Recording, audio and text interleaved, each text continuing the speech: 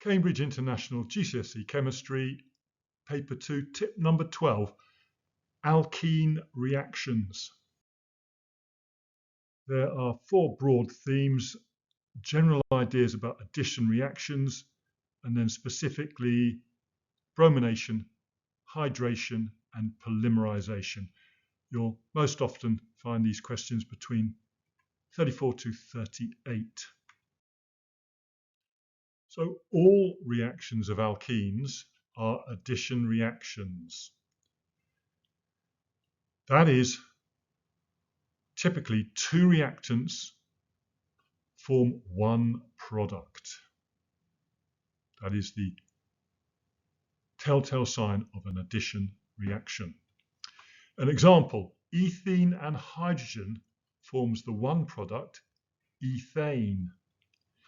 C2H4 and H2 form C2H6. So all of the atoms end up in the one molecular formula. So we can work out the molecular formula of the product simply by adding the atoms in the molecular formula of the reactants together.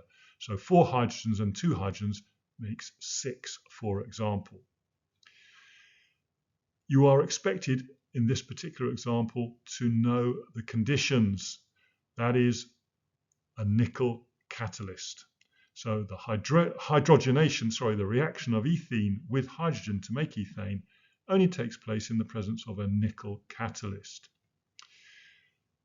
If you look at the structure of ethene and compare it to ethane, what is typical of addition reactions is the double bond present in the alkene is lost. That is always the case in addition reactions of alkenes. So let's look at a second particular example, the bromination of an alkene. Well, that's an addition reaction. All alkene reactions are addition reactions. So we have alkenes and bromine forming a dibromoalkane. Let's look at an example, ethene and bromine, Br2. What happens to the bromine? They both bromine atoms end up in the molecular formula of the one product, dibromoethane, C2H4Br2. If we look at ethene and bromine and then at dibromoethane, the double bond in ethene has been lost, has been replaced by single bonds. Each carbon of the double bond has gained one of the bromines. So bromine atoms are added, 2 bromine atoms are added to ethene, but 1 to each carbon of the double bond. And that is a set pattern for the addition reactions across a double bond. The example of hydration of an alkene in paper 2 is nearly always the manufacture of ethanol from ethene and steam. So ethene and water in the gaseous state forms ethanol.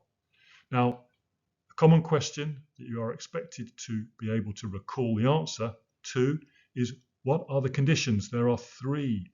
Acid catalyst, for instance, phosphoric acid in some textbooks, a temperature of 300 Celsius and a pressure of 60 atmospheres. Straightforward recall question in a multiple choice. Here again is ethene. Here's water. We're going to add atoms across the double bond. Each carbon of the double bond gains some atoms. The double bond is lost. A hydrogen will join to one carbon and an OH, the hydroxyl group, will join to another.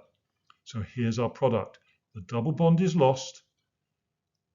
The hydrogen in water, or one hydrogen in water, is added to one carbon. The remainder, OH, adds to the second carbon. So again, we've added atoms across the double bond. Now, the advantages of this manufacture over the process fermentation, which you are expected to know about. The industrial process is quick. It enables you to make very large quantities, but it is highly energy intensive. That is, you have to conduct this reaction at high temperatures.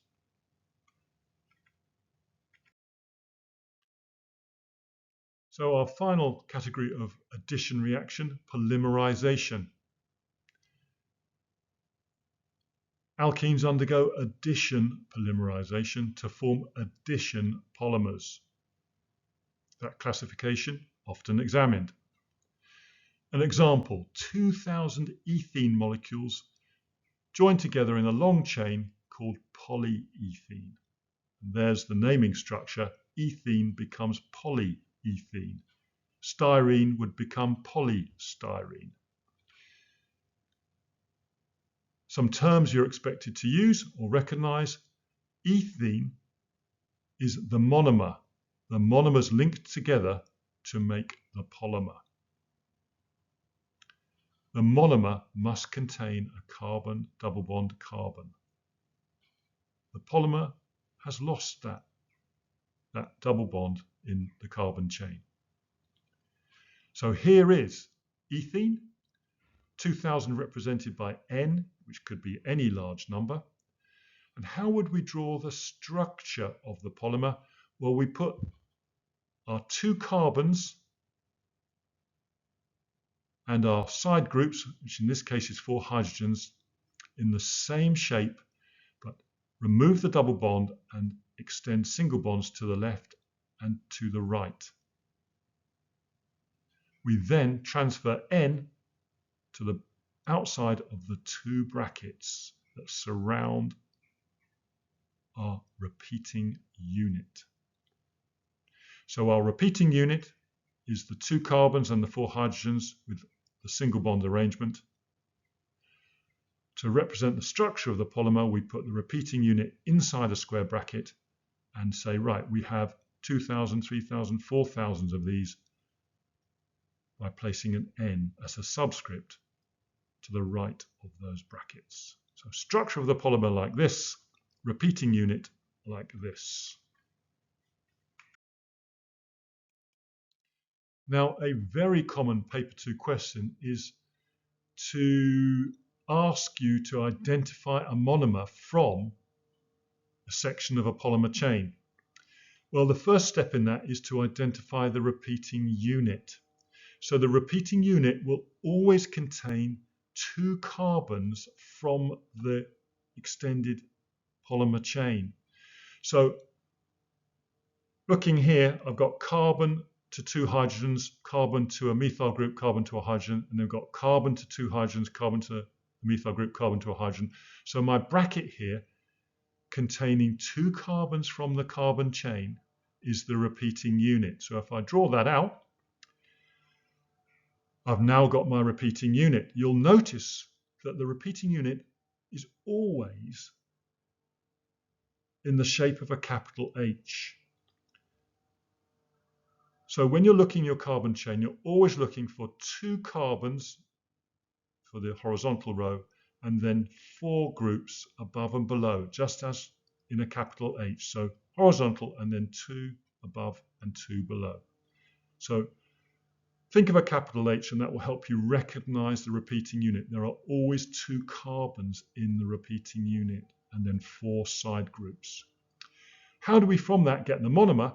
Well, all we're going to do is replace this single bond and this single bond and this single bond and restore the double bond. So rather than having single bond, single bond, single bond, I've got rid of those and replaced them with a double bond to reform the monomer. Of course, the monomer must contain a carbon double bond carbon. As long as you recognize the repeating unit using the capital H, the monomer is very, very simple. Just get rid of the single bonds and replace the carbon-carbon link with a double bond. So, as always, attempt some questions from past paper 2s. You'll find them between question 34, 38.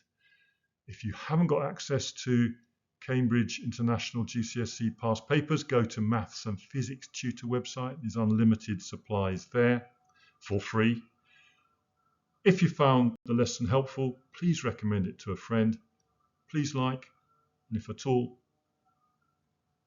convenient, please subscribe. Thanks for clicking, and good luck.